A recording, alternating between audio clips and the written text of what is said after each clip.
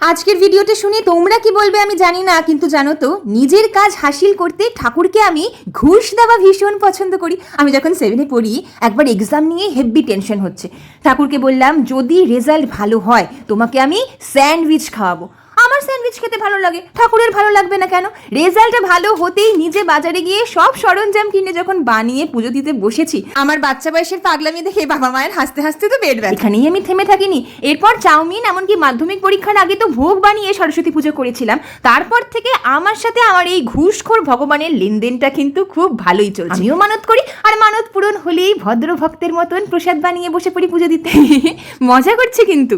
নতুন একটা ননস্টিক তাওয়া কিনেছিলাম, ভাবলাম ঠাকুরকে একটু সন্দেশের পাটিসাপটা বানিয়ে খাওয়াই। যাদের জন্য ভালো আছি তাদেরকেও তো ভালো মন্দ মাঝে মাঝে খাওয়াতে হয়, তাই না? তাওয়াটা তো বেশ কাজের। তাওয়া আর পুজোর সমস্ত প্রোডাক্টসের লিঙ্ক স্ক্রিনে ট্যাগ করে দেওয়া আছে, দরকার হলে দেখে নিও। আমার ঠাকুর ঘরটা ঘুরে তোমাদের কেমন লাগলো জানিও। আর জয় বজরংবলী, সবাই ভালো থেকো।